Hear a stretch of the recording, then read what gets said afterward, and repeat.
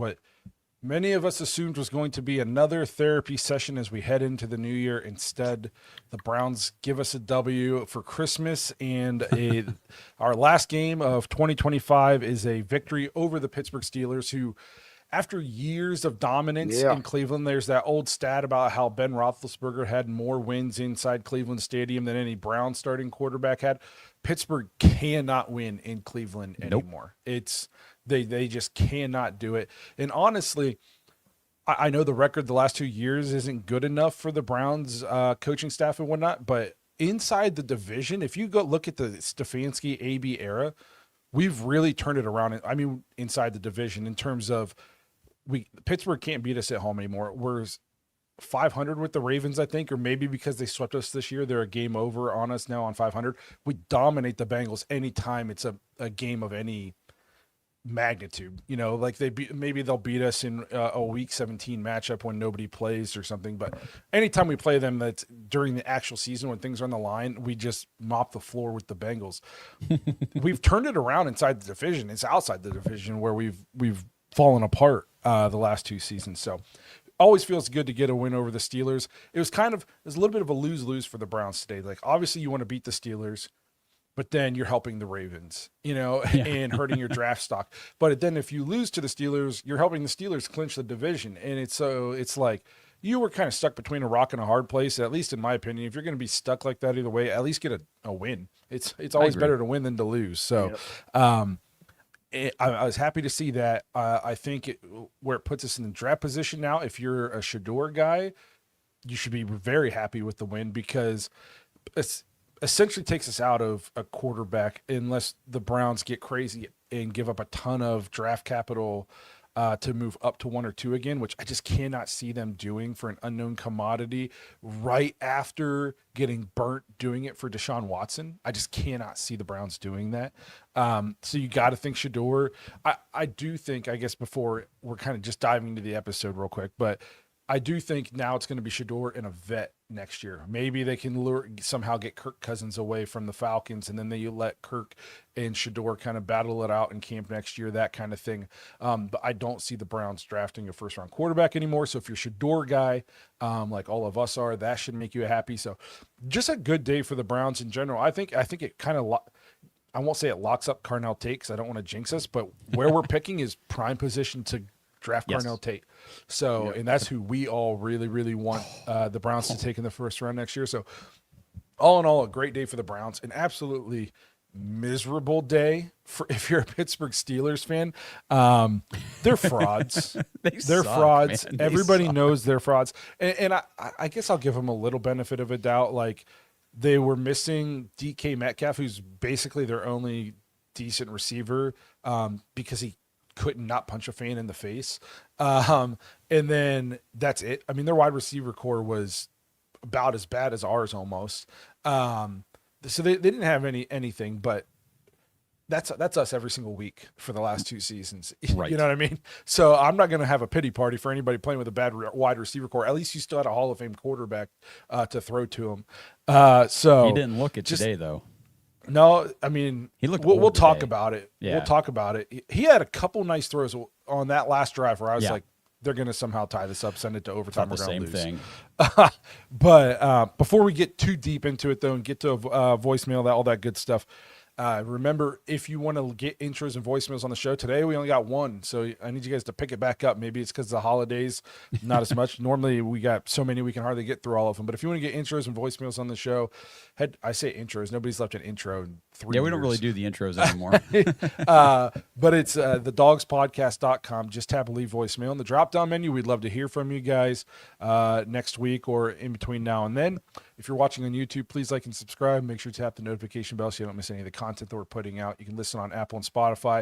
You can find us on any of the social media platforms. Just search at The Dogs Podcast.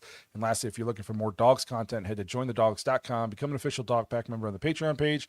Get access to the private Discord. Play fantasy football with us, or I should say, lose in fantasy football championships to us. I don't want to count my chickens or eggs before they hatch, or whatever the old saying is.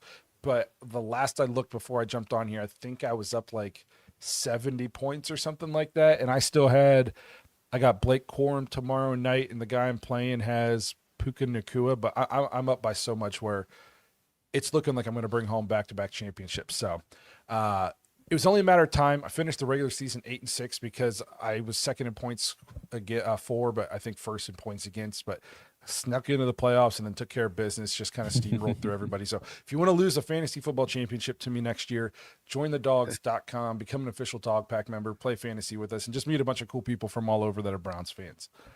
So we'll kind of dive back into it. Tough day if you're a Pittsburgh Steelers fan. If they somehow lose to the Ravens next week and don't win this division and don't make the playoffs, it'll be the skies falling in Pittsburgh, because all you had to do was beat the 3-13 Cleveland Browns, and you couldn't do it. Couldn't do it. The 3-13 Cleveland Browns, starting a rookie quarterback in his sixth start, who lost their best offensive player in Harold Fannin after his touchdown catch. I mean, he tried to gut it out for what? Did he even play another series? I don't recall. I don't remember. He went into the 10th and then out. Yeah, then out. Didn't have Quinshaw Judkins. You know, their running backs today were fourth round Samson, who's been dealing with a nagging injury for a month and a half now, it feels like, and practice squad running back Rocket Sanders. Yep. We didn't have David Njoku. So that's the team you lost to. And maybe the biggest the biggest knock on the Browns offense is they were playing Cam Robinson at left tackle. Oh, dude. Who's quite arguably, I didn't think it could get worse than Jed Wills and James Hudson. I don't know. We just keep finding new ways to find terrible left tackles. This guy, oh my, he's been awful since day one in the Browns uniform. He's just been a turnstile, man. And we've met players and stuff, so like I hate getting on here and just belittling them because like it's a job. I'm not attacking him personally, but he is just not a good football player. No. If he's not getting ran around, he's getting run through. If he can even get to the play without having a pre-snap penalty, it is just he is tough to watch. Dude, I talked about this so much this year. Like when we did free agency preview way back in like February, Cam Robinson was a guy that I highlighted that I wanted the Browns to sign in free agency as the backup swing tackle behind DeJuan Jones and Jack Conklin, because he had been such a good, serviceable starting left tackle for the Jaguars and the Vikings throughout his entire career. And I went back and even looked at stats, and the one stat I found about him was he never got more than, I think, one penalty in a single season. And he started like every game of those seasons, or a lot of games in those seasons that he wasn't injured, one penalty like in a whole year. And now he gets, what, 3 a drive? It's insane. Yeah. I just don't understand how he can be this bad. One bright spot for the Browns this year, and it goes unnoticed because we suck so bad, is they have cleaned up a lot of penalty issues. They're not nearly as highly penalized as they used to be in the last couple of years. And imagine how much better it would be if Cam Robinson wasn't on this team. He's got to be fourth of our penalties. It's like one guy. If it wasn't for him, we might be top 10 in penalties this season. And he's driving us down to like 15th or 16th because he just can't not jump off sides or whatever. I mean, it's hard to watch. He's like, he reminds me, he's like the Cam Irving of left tackles. Cam Irving's just out there catching strays. Yes, like, he is. it is terrible. And it's making life tough on Shedeur. Even when he does complete a pass, he usually gets drilled because Cam Robinson just got ran around or ran. How many times is this guy just going to catch a left arm to the chest and then just get bulldozed back into the quarterback? It's getting to the point where I might see if I can play left tackle for the last game. It's bad. But then they make Wyatt split time with Jenkins. You know, like it's just so bizarre. The split with, and I posted this on social media, like Wyatt Teller must have really pissed somebody off because he was finally healthy today, finally active for the game. And I believe he got the start, but they already said earlier in the week, like, if he's good to go, we're still going to do the rotation with Tevin Jenkins. Like, okay, whatever. One thing that I hear NFL teams talk about all the time is like having consistency and, all that stuff, rapport with your offensive line, game to game to game. And then here the Browns just, voluntarily rotating guys in and out on the offensive line. I don't know if any other team does that. Maybe they do. I don't know. I don't follow any other team. But then Tevin Jenkins goes out with a concussion. And instead of Wyatt Teller just finishing out the game because he's the starting right guard, they rotate him with Zach Zinter, who he's been a healthy scratch all year because he sucks so bad. So I don't understand what Wyatt Teller has done to upset people in Cleveland.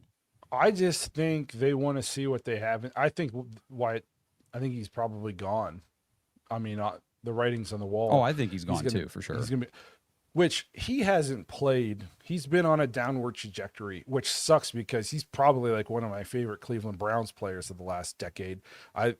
Not only just as like a player, like him and his wife are awesome people, and I want him to just be in Cleveland and be like a pioneer of our offensive line, but his play has regressed.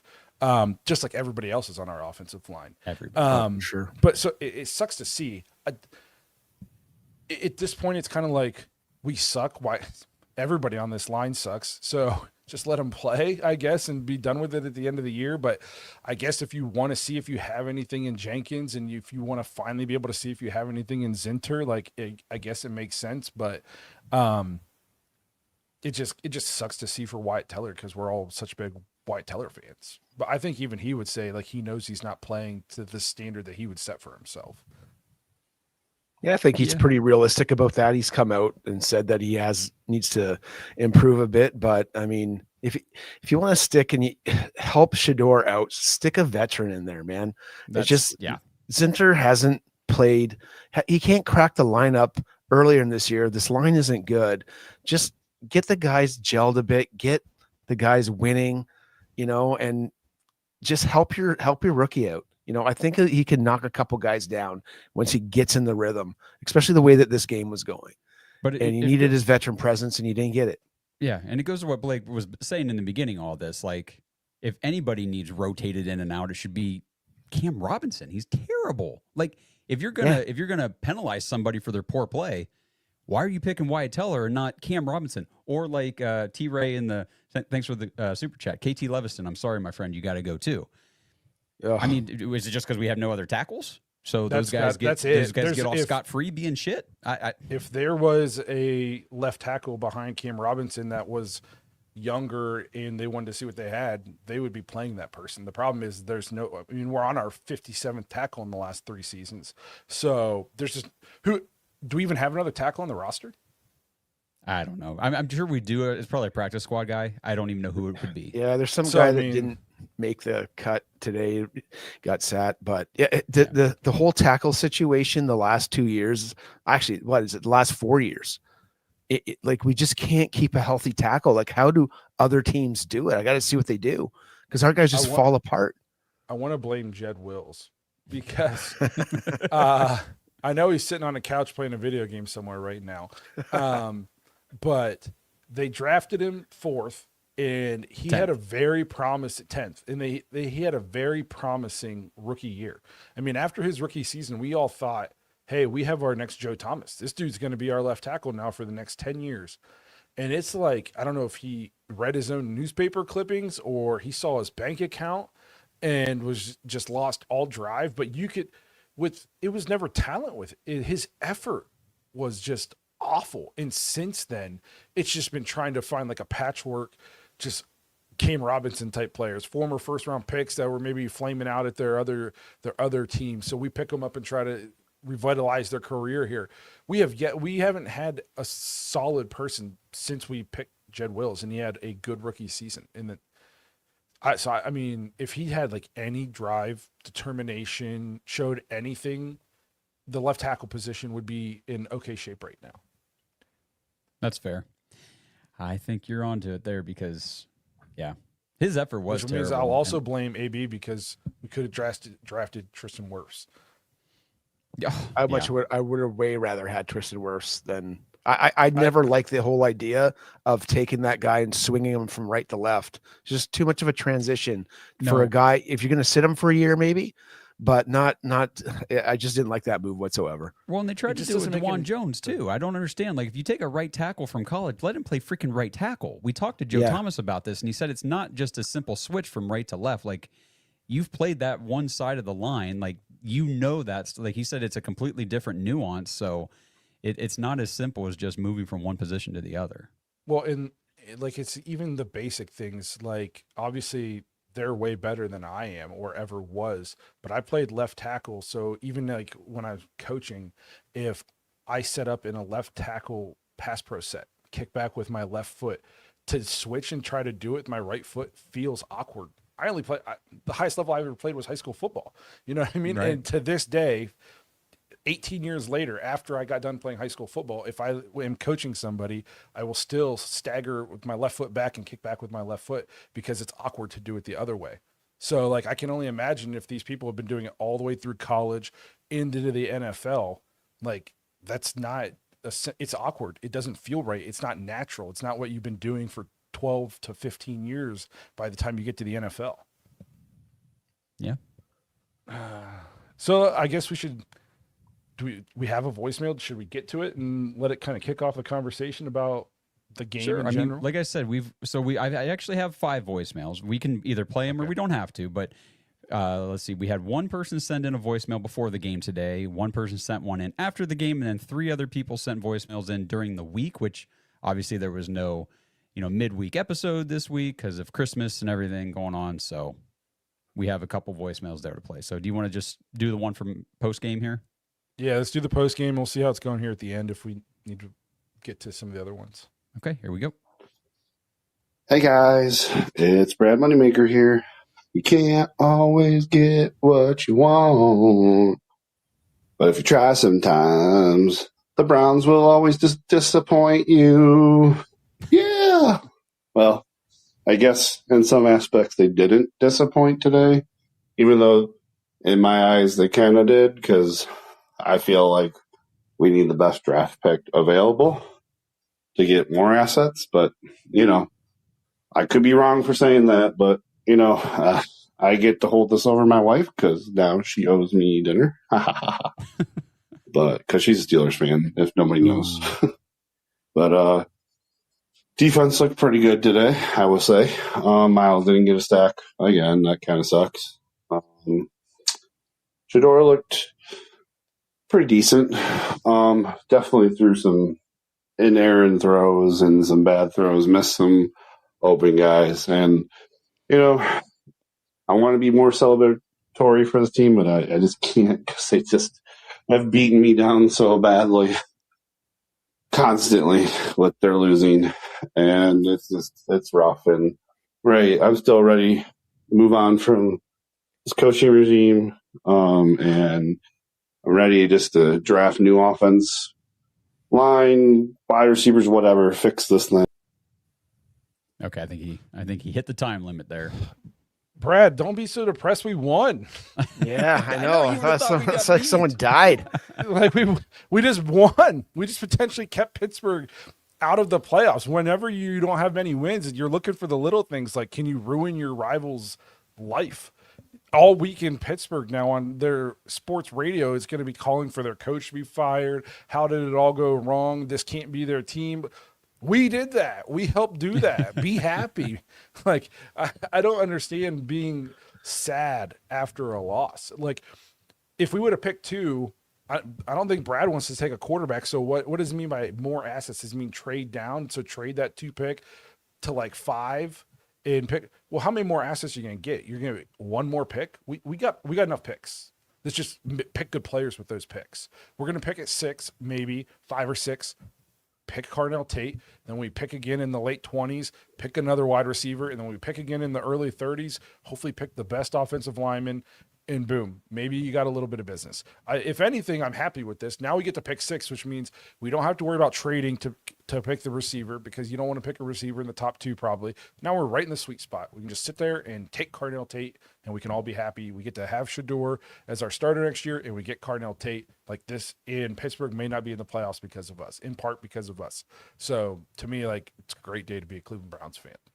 Hey, man, this was a big bone of contention in the Discord last night. We were talking about, do you actually want to win out or do you actually want to lose out? And for me, I'm 50 years old, man. I got enough freaking losing in my life. I don't want to lose anymore. And if and you don't lose out against your division. I can't even say it even if I know what needs to happen. Right. And this is like a big topic of conversation. I think even Josh, did you not put a pull out about this? Should Yeah. you win out or something along that lines? Yep. I think it's like 17% are didn't or wanted the draft capital, right? The rest of us wanted to win. Winning feels good. Winning feels even better when it's against the Steelers, you know. And this isn't my Super Bowl. The draft's going to be my Super Bowl, but it sure feels good to knock those guys off or knock them down a peg, you know, after all the losing that we've been through this year. Like since the Raiders game, it's just been way too long. We needed a win. Get another one. And the thing is, like, just watching, like, I watched the Ravens last night, and obviously I've watched more of them this year, and the Steelers today and everything. It doesn't really even matter which one of them makes the playoffs. They're going to be a first round exit. They suck. Like, our division this year is bad. The teams are not good. No one's moving forward, doing anything in the playoffs. The Steelers, for as bad as the Browns offense and how limited we are, they were worse today. And the thing is, it blows my mind. And we talked about this on Thursday on the preview, or Tuesday on the preview show, Kenny, with Justin. Jaylen Warren, Kenneth Gainwell, the Browns have begun to gashed up the middle, just absolutely gashed to pieces. So what do? Try to run outside. Yeah, that was so weird. What? Thank you. It's like they weren't watching the film. Like we knew what they had to do to just go down the field on us, and they didn't do it. And they were so afraid of Myles Garrett wrecking the game or getting the sack record against them. Myles Garrett recorded one box score stat today, one tackle. That's it. But he single-handedly won that game on defense because they were so afraid to do anything on offense against us that they scored 6 points. That's it. Well, did you see the time to throw stat? I mean, generally he's around 2.559 seconds. He was 2.21, I believe, in this game. And that's unreal to me, you know, just so they don't end up as poster boys, you know, not to have the sack. Like they literally, like we said it in the Discord this morning. Someone's like, "Do you think Myles will get the sack record?" I said, "Nope. They'd rather lose to us than give that sack up," and that's what happened. Tony Romo is so bad. I don't know if you guys heard during the game. He was talking about, they kept showing Arthur Smith and they were like, how good of a job has this guy done? And I was like, does Tony Romo smoke crack? Like, how good of a job has this guy done? They're one of the most anemic, putrid offenses in all of the National Football League. If it wasn't Aaron Rodgers, like turning back the clock and just playing competent enough football to just like will them to, 13-6 victories all season, they'd be 4-win team like we are. How great is this guy doing? That guy won't have a job next year, most likely. His offense has been going back to Tennessee. Lucky he had Derrick Henry. And then he goes to the Falcons and can't get Bijan Robinson, Drake London, Kyle Pitts the ball. And then he gets a coordinator position at the Steelers. And it's like nothing has changed. It's like Matt Canada is still there. Yeah. That's exactly what I was going to say. What are you watching? What have you been watching, Tony Romo? I just heard that and was like, this guy pays zero attention to anything going on in the league. There's no way he just said that. And did you see in this game the Steelers had 3 fumbles and we got 0 of them. 0 of them. We are the unluckiest team for fumbles. I can't believe it. Like that one, granted, sometimes it's hard to watch when I'm throwing these backer parties, but when Grant Delpit hit him in the back, like got up and hit him and launched the ball, I thought he shoveled that. That was actually a fumble. They counted that as a fumble. Oh, really? Yeah. Huh. I didn't realize that. Do you realize if we beat the Bengals next week, which you have to think we have a shot of beating the Bengals next week. We usually play pretty well against them. We've played Buffalo tough last week, just beat the Steelers this week. Like we're kind of playing, as sad as this is to say, we're playing some of our better football right now. It's on the road. It is on the road. But the defense is going to be hungry to get Myles that sack. We're basically just like some of the like most brain dead decisions away from finishing this season and winning 4 of our last 7. That Tennessee loss, if you don't just, can't even go for 2 for no reason. Yes, losing that game. Well, look and at you the win three. that Look game at the three instead. that we lost today. Look at the 3 points we lost today. We went for it. Just kick the field goal. Take the points. You know, we said all year that this team was going to win, had to win close games. And what does Stefanski do every single game? He goes for it in an opportunity to get the lead, but he takes 3 points off the board where we could have used it or would have added different dynamic to possibly winning the game. And it shouldn't have been down the wire today because we should have had 3 extra points on the board. You know, I don't know why you went for it at that time.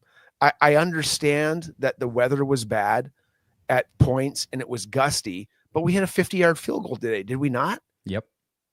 You know, now were we going the other way and the winds are bad? I'm not sure, but I thought you could have had that 3 points. Yeah. If the defense doesn't give up 31 points to the Tennessee offense that's statistically worse than the Browns, and we would have be sitting here today winning 3 of our last 6 with a potential ending the season winning 4 of our last 7 games, heading into the offseason thinking we have a quarterback to build around heading into this draft. Like, think about how much better you could feel winning, saying we've won 4 of our last 7 games heading into this offseason with this line and this wide receiver core. It sucks that we pissed a game away, essentially, and the defense slept walk through a Tennessee game. B-Stave says, better football, we're tripping. No, we're not. We just won, and last week we played a team that is a Super Bowl favorite, and we played them down to the wire. We are playing better football last week and this week. So I didn't say the offense was good, but as a team, we're playing better football last week and this week. They're doing enough. They're doing enough. So let's do this. Let's do a quick commercial break and then come back, and we need to just talk about Shedeur Sanders and his play today and everything, because I'm sure a lot of people want to hear about that, talk about that, get their input. Then I want Blake to read the message from the website, and then we'll hit a couple more of these voicemails. All right. This episode is sponsored by Kalshi. Browns fans, are you ready to put your money where your predictions are? With Kalshi, America's #1 regulated prediction market, you can legally trade on events that actually matter to you. And the best part is you don't need to predict specific stat lines and compile a 7-leg parlay just to win big. With Kalshi, the objective is either yes or no. Will the Browns win their game this week? Will Quinshon Judkins score a touchdown? Will Carson Schlesinger win Defensive Rookie of the Year? You can put your money on these predictions and more with Kalshi. If you want to try it out, all you have to do is sign up at kalshi.com/dogs. That's KALSHI.com/dogs, DAWGS, and trade $100. Get away from disadvantageous sportsbooks and dive into real-world outcomes with real-time odds and real payouts. Head over to kalshi.com/dogs or click the link in the description to get $20 when you trade $100 with Kalshi. Because why shouldn't you get paid for being right? Since 1989, Mount Hope Fence has set the standard in outdoor living. From decks and railings to fences and patios, we've got you covered. Our lineup features top brands like TimberTech, Alumagard, Preferred Railing, and Unilock, along with our own premium Duralux vinyl products. For over 30 years, we've partnered with contractors ensuring reliable job site delivery. Discover quality and excellence in all things outdoors with Mount Hope Fence.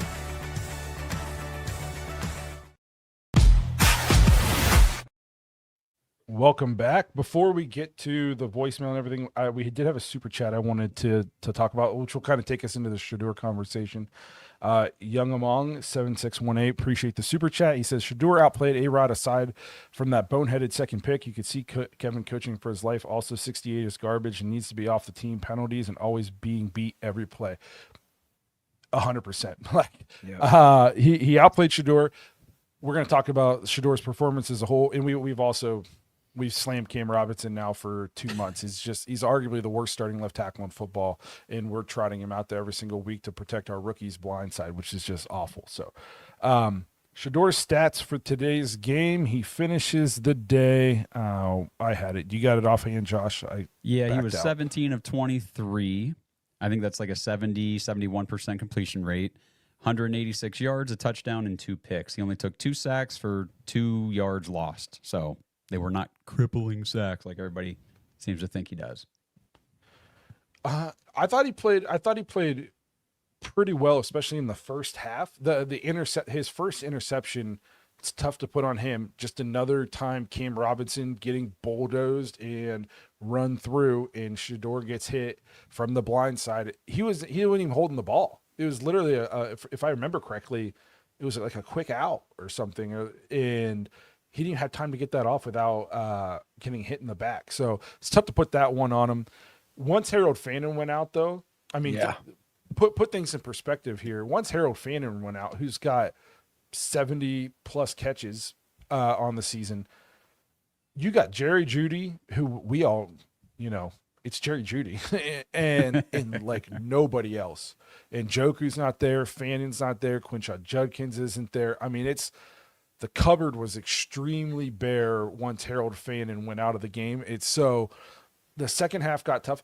I don't even care so much statistically with what happened in the second half. We did it, it's the turnover, and it's not the turnover, it's the kind of turnover. And those are the kinds of things where I just want to see him get away from. And like we talked about this last week, the sack narrative really, since he's become the starter, is kind of overblown. He isn't taking that many sacks. He was sacked twice today for 2 yards. That's almost about as good as it could be in terms of if you're going to take a sack. So, but we all talked about the turnovers.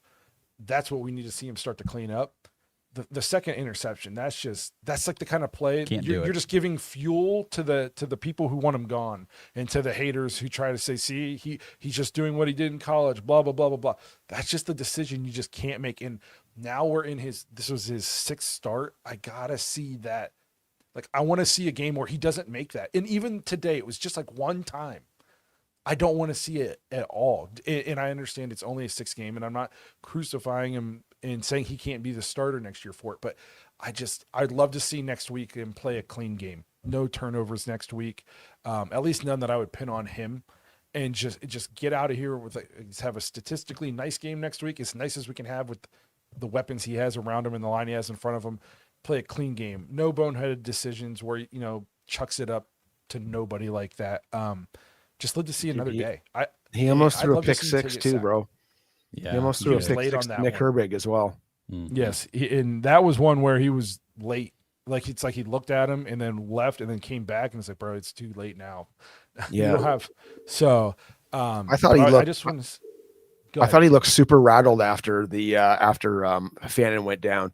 Like I find that he's really good at hitting the flats and guys in stride in the flats, but he was looking around and he was doing kind of what Dylan used to do and hit guys in the flats way too deep and just like selling them out, and I guess maybe it was partly the wind, and I don't know if the weather got worse as the game got going because I couldn't really tell on what we were watching on. But yeah, he just didn't look comfortable.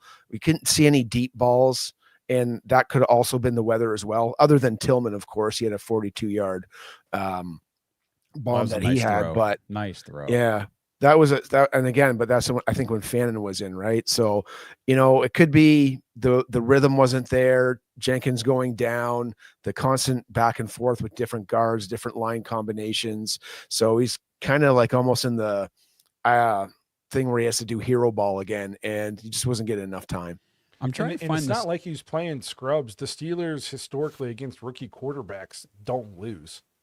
What I was going to say. I had the stat and I lost it, but it was something like he's the first rookie quarterback to start a game against the Steelers and come out with a win since, I don't know if it was like 2023, 2022, something like that. And they said like Jaden Daniels, Bo Nix, like all these great rookie quarterbacks the last couple of years have faced the Steelers and lost as rookies. Shore Sanders was able to come in and get it done. And, overall, he had a couple bad throws. The second half was nowhere near what the first half was. Obviously, the Steelers made some adjustments and that kind of stuff. But the first half was super impressive to me. I mean, he was high up in the completion percentage. He had 4 yards, a touchdown, the deflected pick. But his first half was, I thought, excellent. And, that bad interception in the second half, I love that they flashed immediately to his dad, Deion Sanders, sitting in the suite right after that pick, and he just takes his off his cowboy hat and just you know.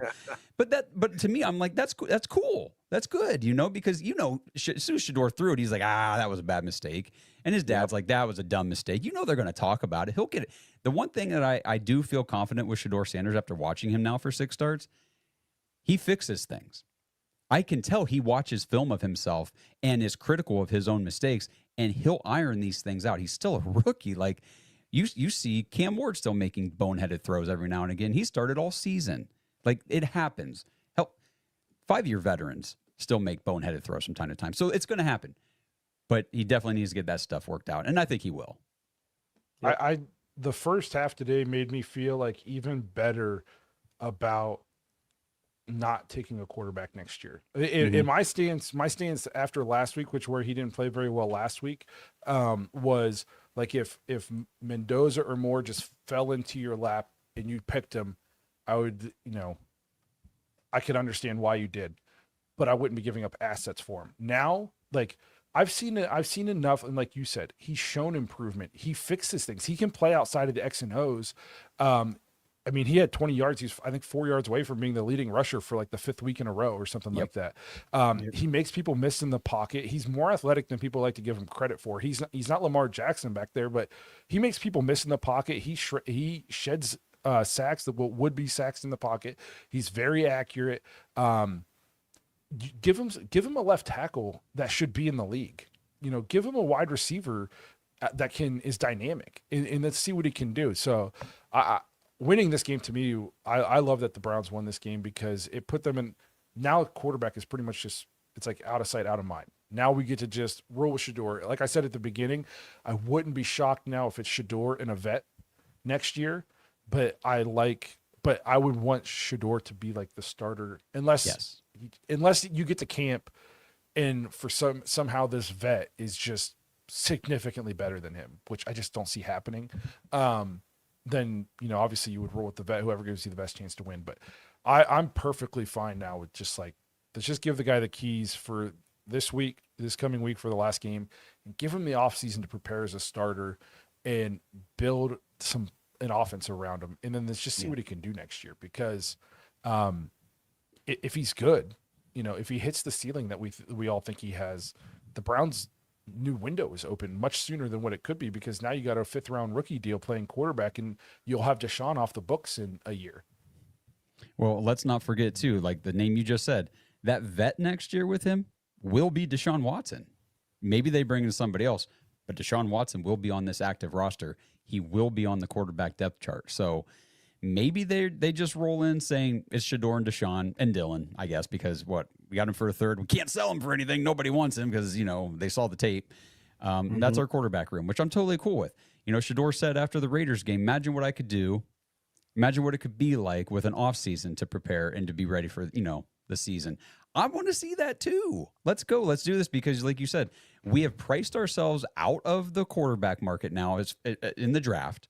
So if you want to go up to 1 or 2 to get one of those guys, because I think the way it sits now, I feel like Mendoza and Moore, as long as they declare, they will go 1 and 2, most likely. There are so many QB desperate teams in that top 5 or 6. It's going to happen. The Raiders and the Jets are taking a quarterback. Yes, absolutely. And the Cardinals are right there too. They desperately need one. So if you want to get up there to get a guy, you have to pay. And the price it's going to be a premium, because now there's a bidding war, because you're not the only team that wants to move up. Now, there's a lot of teams that need up to get those guys. So I think, if you, like you said at the beginning of the show, if you're a Shador person, guy, gal, you like the kid, you want to see what he can do, you want him to be the guy, have an opportunity to start for the Browns next year, this win was huge for that. There's a comment here from Lil Cool Jack 44. You guys are crazy tough on him. Just be one-sided. Y'all don't like him, then keep the whole show like that. Can't have your cake and eat it too. I don't know if this guy's been watching. I don't know if this guy's been watching the same show. Sure, we literally we come on here every single week and talk about how much we like Shador. Just because we like Shador doesn't mean we can't critique the game and say, hey, this was a bad throw, this was a good throw. Shador critiques himself. That's why he gets better. Like, just stop with that. That's the annoying part about it's like movie critics won't talk about the Star Wars, because no matter what you say, you're going to get shit on. It's like you can't say Shador played great but had one bad pass. There's going to be somebody who says that bad pass was somebody else's fault. Give me a fucking break. Truth, Brad. Yo, where is Aaron Butler at? LOL. Also, draft Cardinal Tate no matter what. Sorry, guys, about the voicemail. It's hard to be happy with this team. LOL. Go Browns. It's okay, Brad. Wait, man. Hey, We're yeah, Browns man, fans. we won. Totally we won, understand. buddy. Just keep smiling. Totally understand. And the thing is, like, I think we talked before the show, like, it was not an exciting game. It was boring. The Browns had 50 yards of offense in the second half. That's it. Only like 22 passing. Again, I think Shador Sanders was 5 of 6 in the second half. So, okay, the only incompletion was that bad interception, but 22 yards. That was it. You know, we didn't do anything on offense. And again, it goes back to the offensive line, the receivers, the lack of the running game. Like, the fact that we had 13 points was a miracle. Yeah, man, it was both points. It was awful. The fourth quarter was just basically punts, interceptions, there's missed field goals, turnover on downs. It was just ugly football. And sometimes you got to win those games. And the Browns did enough not to lose the game. Still should have kicked that damn field goal in there earlier. But anyways, you know, like that just bugs me, man. If you're scraping for points and you just take 3 points off the board, anyways. It's like fumbling the football last week and not getting the points, that gift, and they just super frustrating. It was classic Browns too, where we stopped them on fourth down. We had the ball like the 20-yard line or 25-yard line, whatever it was, and you could just tell that we weren't going to do anything to turn it over and not go up the touchdown. It's like we were basically saying, like, at worst, we're going to go for overtime here. But man, you could just see how limited this offense is personnel wise. Like, we were not going to get a freaking foot. Like, we might as well lined up and kicked the field goal on first down. It would have been less risky, less risk of a fumble or any penalty. We did have a penalty, if I remember correctly. We did. We had a false start, so you knew. Like, I was like, we're only going to be up a touchdown after this field goal, hopefully. And I just had the way, like, Aaron Rodgers somehow all of a sudden he hit, I think it was Freiermuth over the middle, just over the outstretched arms of our linebacker. And then the very next play, like RPO vintage Aaron Rodgers jump pass quick. And I was like, they're going to score and go for 2 and get it. We're going to lose by freaking 1. Yeah, that's what I thought. And the defense, how stupid are you? Like, this is what I want to tell Tony Romo. How great of a offensive coordinator is Arthur Smith when they're a chance to win the game and they go after Denzel Ward with MVS 3 times in a row. Perennial Pro Bowl, one of the top corners in the league, and we got, like, who's on the other side? I don't even know who played the other corner. Yeah. And you're going at this guy. You're going at Denzel Ward 3 times in a row. Like, thank you. Like, thank you. We couldn't ask for anything better than that. Another thing I want to talk, Campbell has been great. Yeah. Yeah. What a find. That guy had 3 tackles, but he is almost shutting down the other side. But when he comes up to tackle, man, is he ever a run supporting corner? It's great to see him. He gets guys down on the ground. What a fantastic trade that was. I agree. Yes.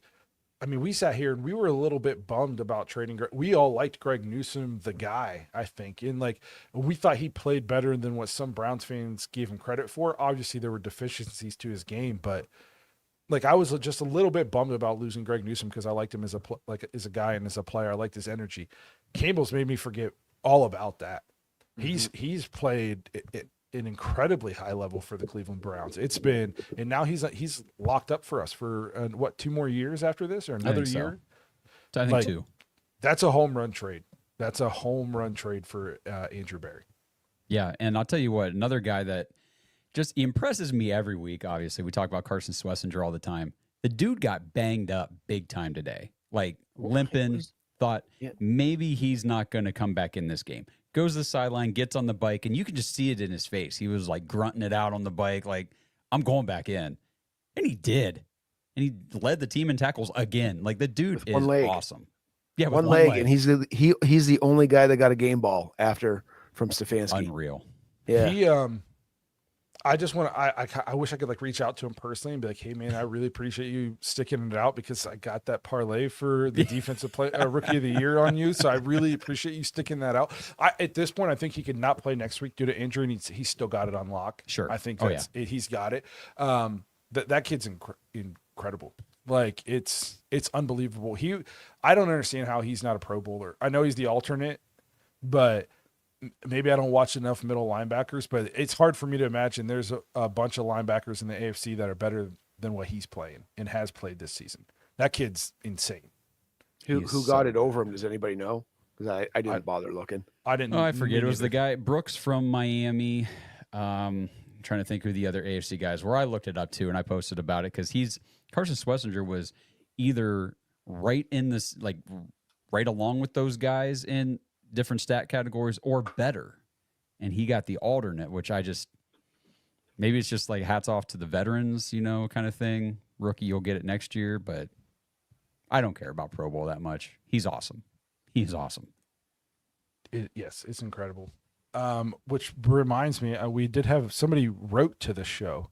Yes. On our website. This is Dave from the website. You guys can do that. If you don't like the sound of your voice, you can just write us messages on the website and we can read them. So this is from Dave. He says, "Hey fellas, first time writing in over here, but your show is freaking great. We thank you. We appreciate the support.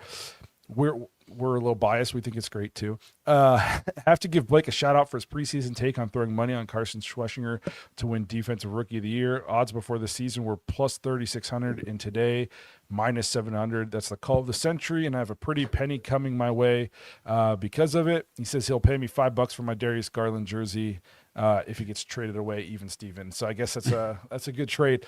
And I got to give some credit to guys in our dog pack. So I didn't put my bet on Carson until like week 3 or 4. I parlayed it with Miles winning Defensive Player of the Year. There's guys in our in the dog pack who bet on him at those plus 3,600 odds in this summer, and they're about to make a boatload of money. So good for those guys. So I can't take all the credit. There are guys who saw it even sooner than I did. Yeah. Jointhedogs.com. I mean, the people in there, they're very, very smart. And that's why I'm excited for draft season coming up too. But I want to hit this voicemail from Adam. He left this before the game today. I haven't listened to any of these voicemails, so I have no idea what any of them are, but we'll just see. Hey guys, Adam from El Paso, third week in a row calling in. My hot take for the day. I know a lot of historical facts are usually brought into this podcast, and I'd like to bring an interesting one in here. The last Cleveland Browns coach to be fired on Black Monday and win their final home game of that season was Eric Mangini in 2010. I personally think if the Browns win today against the Steelers, with Myles Garrett setting the record, there's going to be way too many positives. And I think they're going to be hesitant to fire Kevin Stefanski. I think the Haslams, their biggest concern is the fan base and keeping the fan base engaged and interested, especially with this stadium project on the horizon. So I personally believe that if the Browns win today, I do believe that Kevin Stefanski is back next year.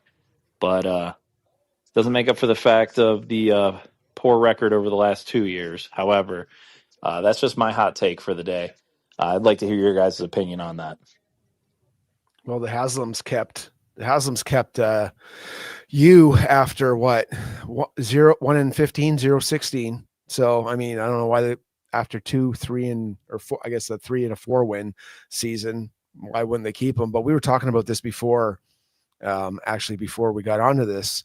And I'm just preparing myself for them to keep Stefanski. I just don't see this as an attractive job right now. We've already said that they're jamming in Watson next year because they have to. You can't pick your quarterback. So if you're a coach, why would you want to be here? And I think it's just kind of like a lame duck situation. That being said, maybe it happens, but I just don't see it. I'm preparing myself just because of the quarterback situation, really. I think there's a good chance he'll be back. I kind of said where I could see a situation where he's back next year and they do an offensive draft and they build up this offense. And then if we're 0-4 next year and the offense is still putting up 13 points a game, like then he'll be fired. It'll be a mid-season firing. That's kind of the way I feel it's trending right now, especially with getting the win today. What about you, Josh? Well, I was going to go to, let's see, it's RadZX10Daddy24. Super chat, thank you very much. Says Kevin does a good job of scheming things on the first few drives, but the offense always falls off. And it's because it's hard to scheme things for 60 minutes every week. You need true weapons. There's a whole lot of truth in that. I mean, Kevin has had some issues with that over his entire tenure here, where we come out and we're like on fire that first drive, and then it's just kind of stagnant for a while till like we get some things clicking. But we also have nothing to work with right now, so it really is just bad on all fronts. I was talking to Brad before the show, Kenny before you got in here too, Blake. Like, I kind of agree that, especially if they win next week too in Cincinnati or play well, even get to 5 wins. I mean, everybody this year thought like 5 wins would be considered a good season. I know we don't remember that because of all the losses, but preseason we were like, if this team gets to 5 or 6 wins, like that's a pretty good year for this team. Yeah. So I'm kind of there as well. Like I'm mentally preparing for a whole offseason of these debates of whether they should have fired him or whether it's going to be any better or not or whatever, because I think the odds are increasing that he's going to be back. Especially because, and I mentioned this in the Discord, this team could have jumped ship 2 months ago. And it's like every time we have a loss where it's like, God, this team's done. They've given up. And then we come back the next week and we play Buffalo tough as nails, and then this week we beat Pittsburgh at home. And it's like, it gives, like, they're still fighting. They're overmatched a ton because, I mean, we've talked about it a ton in terms of the personnel. So, like, it tells that they're still bought in. They're still fighting. I'm one of those things where, like, if they fired him, I would totally understand why they fired him at this point, because he haven't won enough games the last 2 years. But I'm also not cheering for them to fire him, because I just think we've seen Kevin coach. When Kevin had just okay quarterback play and just one wide receiver, the offense was good. And the last 2 years, which is what everybody likes to talk about, he's not the one who didn't draft any offensive players. He's not the one who gave up 3 first-round draft picks for Deshaun Watson. And then he's not the one who hurt Deshaun Watson every other day. We talked about, like, the quarterbacks. Pick a quarterback that we've had in the last 3 years and say, this is the guy that Kevin should have been able to make it work with. There isn't one. So nobody would win with these guys. These guys are backups on other teams, are not even in the league right now. He won games. He beat Pittsburgh with Dorian Thompson-Robinson. That guy's selling cars right now.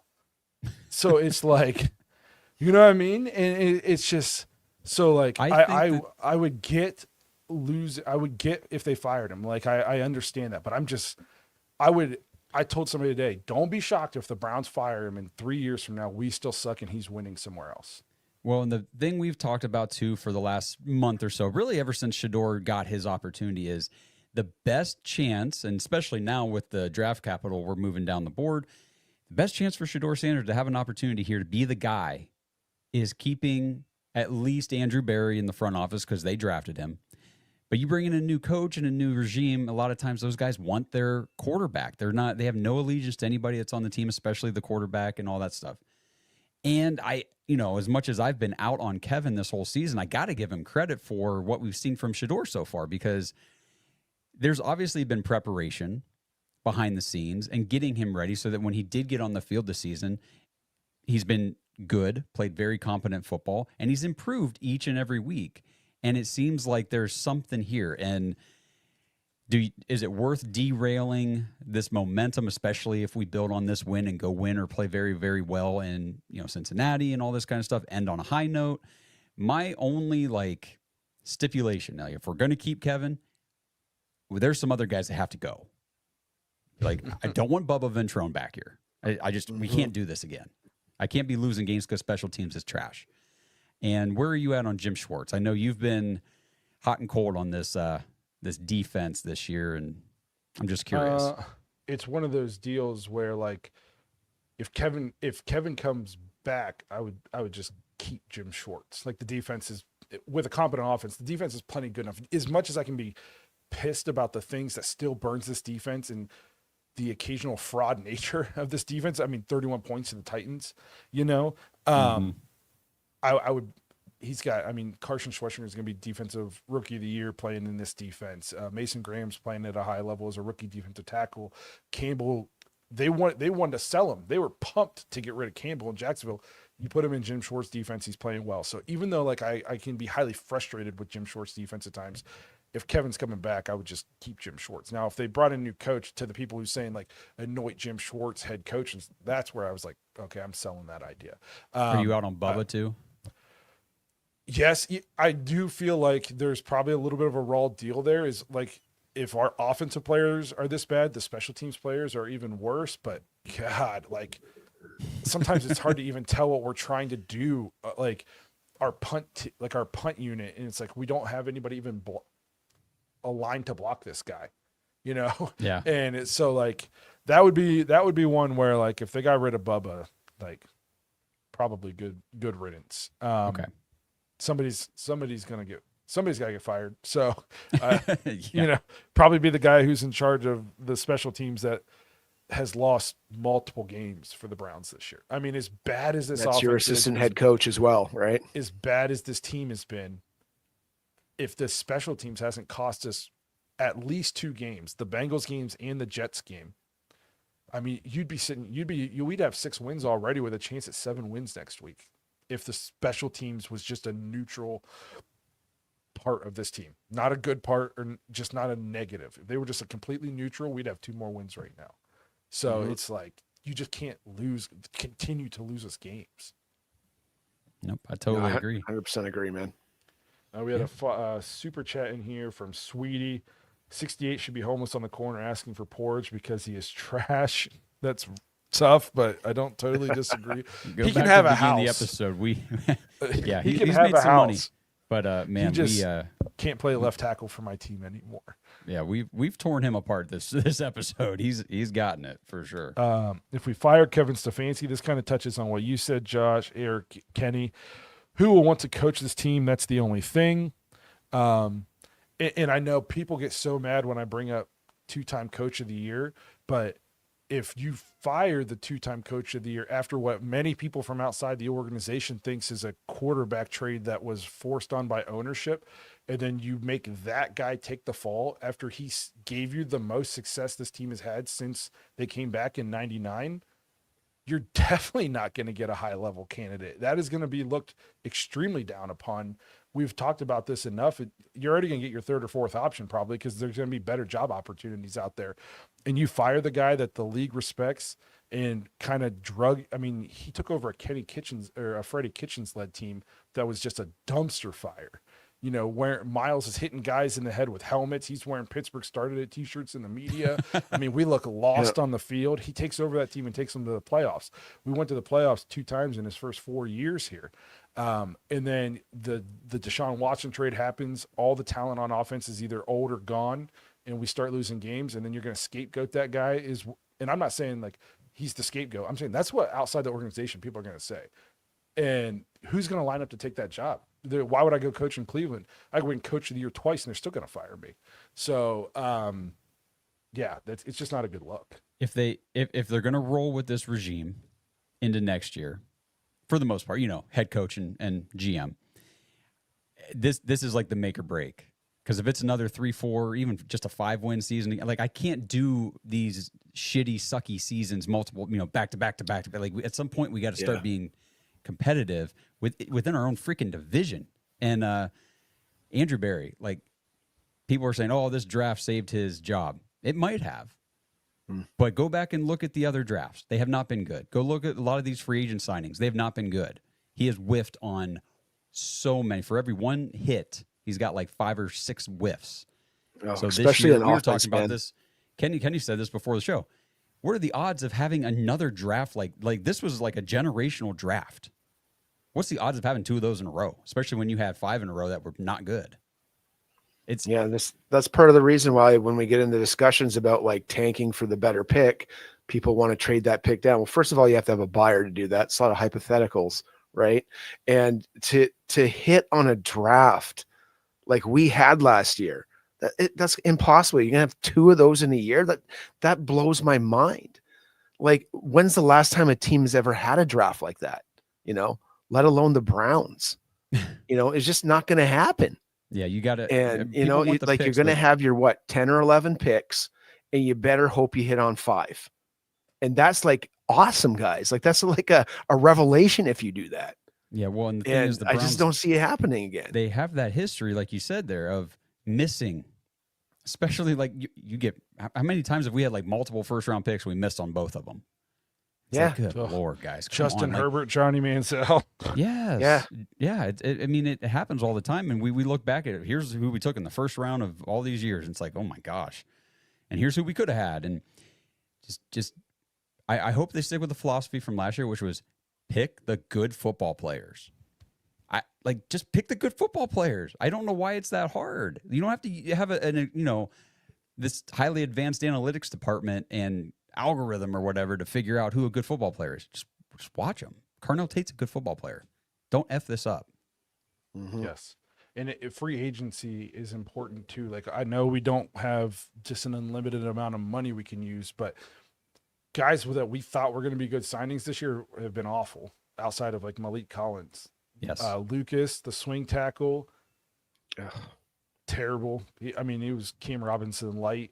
It's just, you know what I mean? So like, Yeah. it's not all you got. Like you said, Kenny, we got to hit on 5 of these draft picks, and you got to have 2 free agent signings that are very good. In my eyes, I'd like those 2 free agent major signings to be splashes on the offensive line.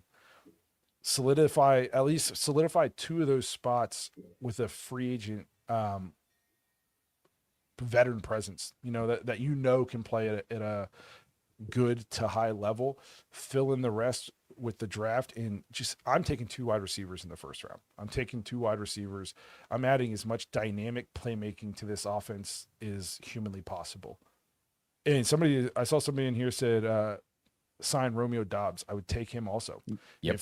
If you could get like Carnell Tate, another rookie wide receiver, and Romeo Doubs, and then Jerry Jeudy's going to still be here, and now that's your wide receiver core, and then you got a rebuilt offensive line, and Quinshon Judkins comes back healthy, and Dylan Sampson is healthy, and Harold Fannin is healthy, and hopefully Njoku's back.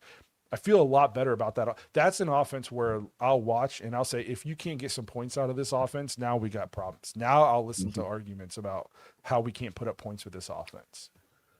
Just like it's tough to evaluate Shador with the talent around him, it's tough to evaluate the offense, and hard to evaluate the offensive coach when that's the talent. How are we going to say we can't evaluate the quarterback because he doesn't have talent? Well, how are you supposed to coach no talent? How are you supposed to call plays with no talent? We've seen it all year, brother. You can't. And what's crazy is there are a couple teams that are statistically worse than the Browns on offense. One of those teams put 31 up on this defense. That's what's crazy. Yeah. I mean, the Raiders and Titans are statistically worse on offense than the Browns. And the Titans put up 31 on this defense. I mean, right there, think about that. Just, we're getting off the rails here, but you think about if Andre Schmidt, who has just been rock solid since week 1, if he makes an extra point or a field goal week 1, that's a 5th win. If you don't give up a kick return and a punt return for touchdowns to the Jets, that is a 7th win. And a 6th win. And if the Titans don't score 31 on your defense at home, you're sitting at 7 wins right now. Then think about how differently we're talking about this season. If we are sitting at 7 wins, going for an 8th win next week, still probably not in playoff contention, but you feel a lot better if you're going to finish with 8 wins, a top-rated defense, and you think you found your franchise quarterback. You're going to feel pretty good about that season. Well, I'll play along with you. Defense doesn't give up a game-winning drive to Carson Wentz over in London. We somehow don't give up 100 yards and 2 touchdowns in the first half to James Cook and the Buffalo Bills. We did have winnable games this year. It's just you could just put a damn ball down and kick it through the uprights, that would have been nice too, right? Yeah. At least you'd be tied. Something else could have happened. I forgot about I glossed over the Vikings game. I mean, you had Carson Wentz. He had to go 80+ yards to beat your defense, banged up, and you give up a touchdown to lose it. I mean, the Browns are like a couple things away from having 8 or 9 wins. As bad as the talent is, Yeah, that's why like I push back sometimes on people who just dump on the coaching staff. I'm like, guys, players have to play. Go tell me the coach who's just crazy good with no good talent. I saw somebody here said, Coach of the Year award's a joke. Well, it might be a joke to you and to us, but to other coaches, I guarantee it's not a joke.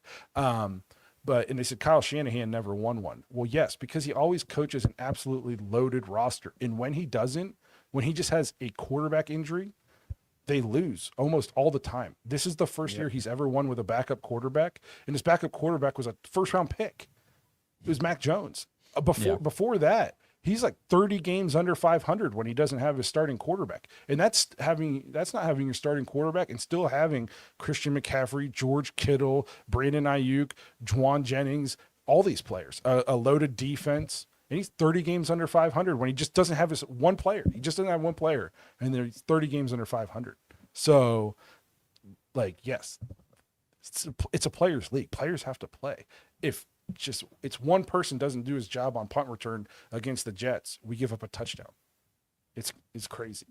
It is crazy. And the best thing, and I know we need to wrap this thing up here, but for me, at least over this last month or so of Shedeur Sanders being the starter and all this kind of stuff and watching these games, win or lose, I'm very encouraged because I feel like if we're able to acquire the talent, and that's a big if with this team, but if we're able to acquire good talent to put around him next year, give him an entire offseason to prep as the starter, all summer, all camp, all that kind of stuff, I'm excited for next season now because of what I've seen just from him in this offense with this crap around him, still being able to make plays, make things happen. Like Kenny earlier, the throw to Cedric Tillman today for 42 yards was like, damn, we haven't had a quarterback that can make these kind of throws in a long time, and he can do it. So I'm excited.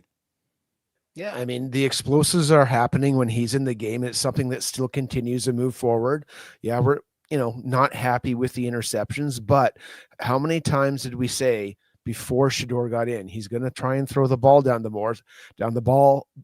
field more. So guess what's going to happen? He's going to throw some more interceptions.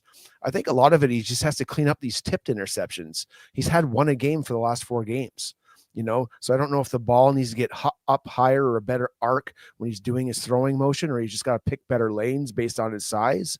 But that's all stuff that can be cleaned up with more time and more practice and maybe an off season. I know we're going to wrap it up, but we just had 3 super chats come in. I don't want to ignore them. Ted Squire, we appreciate it. He says, Kevin is starting to believe in Shedeur Sanders' play call show it. I do think that's a good point. You saw when his first couple games, it was run, pass, run. I mean, he was barely getting to 15 attempts in a game. It was just very vanilla, very bland. You're seeing him now. I mean, he's throwing the ball 30+ times a couple games. Like, the play calling is showing they're starting to trust him more. So I totally agree with that. Another one here from Tay says, if the draft, where'd it go? Let me click here. They're coming in too hot. If the draft is in a mix of wide receiver, OL, the first 4 picks, I will lose my mind. I'm right there with you. Bro. I'm going wide receiver, OL, wide receiver. Well, he said a mix. A mix. All depends on what free agency looks like too. Yeah. Will dictate what we do in the draft, but I totally agree. Youngman Kevin just isn't a good coach. He can't develop young talent. He's had 13 QBs. He's good mid QB. I'd rather get Brian Flores. He'll cancel losing our DC. We just need a great OC, maybe McDaniels. Here's my issue with that. I already touched on this. 13 quarterbacks. Tell me the one you think he should have been successful with. Just because should he have been good with Case Keenum or Jacoby Brissett or Bailey Zappi or Dorian Thompson-Robinson or Nick Mullins or Dylan Gabriel? The only one he was supposed to be good with was Deshaun Watson, and I think we've already detailed that issue. Well, one, Deshaun looked like he forgot how to throw a football, and then 2, he couldn't stay healthy long enough to ever work out any kind of kinks or anything. So no, that's exactly what I meant. Yeah, like that. Brian, put all your eggs in a bad basket. Brian Flores gets a ton of talk because what he's done with the defense in Minnesota. My only issue is if you're going to have a young quarterback and Shador's going to be a second-year quarterback, man, he was not good with Tua. I mean, he basically like destroyed him mentally. Now, maybe he's learned from that. It says Brian Flores and maybe McDaniels as head coach. I don't know if McDaniels get fired now, what he's done down there in the Dolphins. I don't see it either, man. Losing to us turned their season around. I didn't think they'd win another game. I've heard that they're not looking to fire him. I think they're going to move on from Tua, try to get him a quarterback and see what they can do because they've played. I think they won 5 of their last 6 since they lost to us. Who they played? Was it Quinn Ewers? Did they play Quinn Ewers today at quarterback? Yeah, they beat Baker. Yeah. So I think he's definitely there. I don't think he's getting fired. So Brian Flores, I'm not like 100% out on Brian Flores because I think he's a great culture guy, but just got to be careful. If I don't want to destroy confidence Shador has, and that was a big reason why he was let go in Miami was he was just like not good with a young rookie quarterback. He was like almost like mentally abusive is basically the way they made it sound like. Destroyed any confidence he had.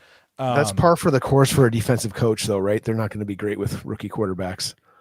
Yeah. So, all right, we'll wrap this thing up. We're over the hour mark. We were going to do it a couple minutes ago, but if you guys are still talking and dropping super chats, we're not going to kick you guys out of here. But yeah, we obviously this is great. Yes, we appreciate all the feedback, all the support. We thank you guys for being here. I'm a little bit bummed out that next week is the last post game episode we'll get to do for you guys. So hopefully we'll go out on a high note, get a win, and we'll be able to transition and talking about the offseason. Who knows? Maybe Black Monday will roll around. We'll have some big topics to talk about. We'll see how it goes, but we appreciate everybody who's been here. I think we're doing a pre-week episode. You and Kenny are doing one. Yeah, that'll be Tuesday this week before the new year. So we'll see you guys one more time before 2026 rolls around. And then we'll all see you guys after the game next week as we wrap up the season against the Bengals and hopefully talking about Miles setting the sack record. So, again, we appreciate all the support. Everybody in this chat made it a super fun stream, for lack of a better word, I guess. Voicemails. We love getting all your voicemails, so send us more next week. It's thedogspodcast.com. I have one more question. I'm sorry, I got to bring it up now that you just said it.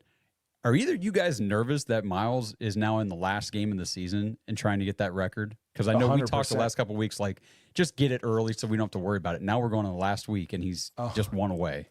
I am in the only thing that gives me a little bit of like light on it is it's the Bengals, and Burrow. Usually it torments them.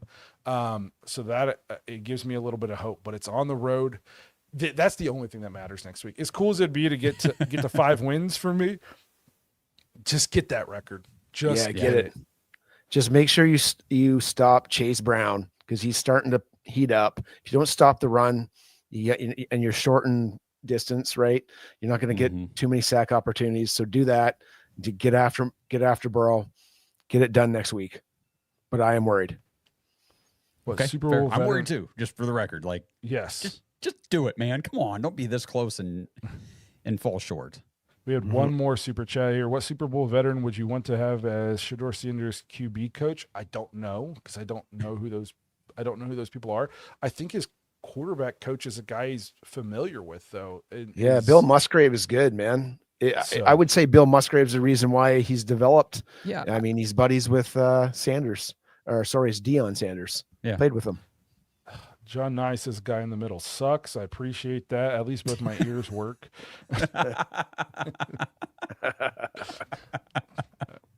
All right. We'll wrap this thing up. We appreciate you guys being here, and we'll see you guys later this week.